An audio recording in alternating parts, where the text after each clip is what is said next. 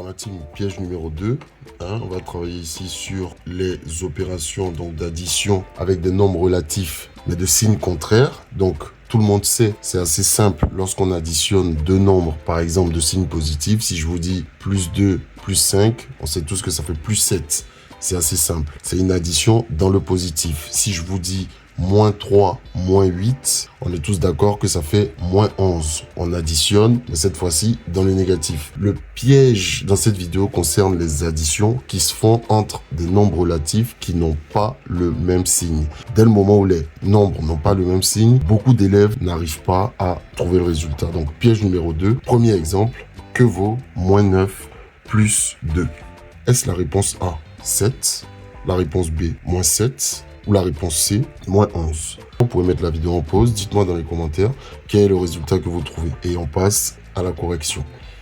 Alors, moins 9 plus 2. Moins 9 plus 2.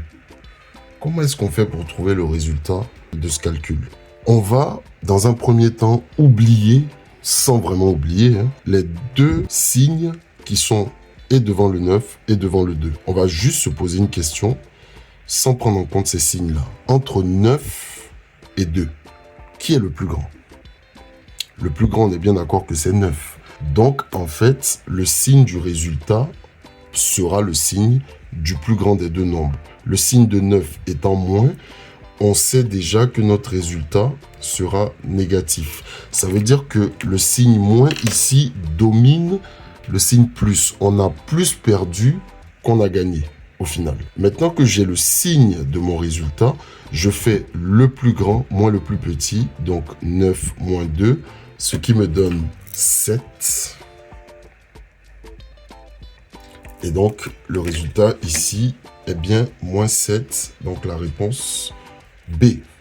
Si vous avez compris ce raisonnement, on passe directement au deuxième exemple où j'ai juste inversé les signes en gardant le même calcul. On va se poser exactement la même question. Ici, j'ai moins 2 plus 9. On se repose encore la même question en mettant de côté, sans vraiment mettre de côté, les signes de 2 et 9. Entre 2 et 9, qui est le plus grand? On est bien d'accord que le plus grand, c'est toujours 9. Donc, le résultat portera le signe du plus grand. Et ici, le signe de 9, c'est plus. Donc, on sait déjà que notre résultat sera positif. On a plus gagné qu'on a perdu, en fait. Donc, ici, c'est le signe plus qui domine, contrairement au premier exemple où c'était le moins qui était le signe dominant. Donc, maintenant qu'on a le signe de notre résultat, même logique, on va faire le plus grand moins le plus petit, dans 9 moins 2, et on va obtenir 7. Voilà la méthode. Donc, réponse A, validée. Et voilà en gros comment est-ce qu'on fait pour calculer lorsqu'on a des nombres entiers relatifs de signes contraires. N'hésite pas à me dire dans les commentaires qu'est-ce que tu as trouvé. N'hésite pas à me dire aussi si il y a d'autres pièges dans lesquels tu tombes encore aujourd'hui. Qu'on essaie de faire des vidéos pour débloquer un petit peu tout ça. Je t'ai mis juste en bas ici deux petits exemples pour s'entraîner sur le signe gagnant et le résultat final. Donc, moins 2x plus 7x et moins 15x au carré plus 7x au carré. N'hésite pas une fois de plus à me dire dans les commentaires quel résultat tu trouves. Si tu aimes ce genre de contenu, like, abonne-toi. Je publierai assez régulièrement des petites vidéos pour vous aider à progresser en maths, pour revoir les bases, parce que pour moi, c'est la clé pour réussir.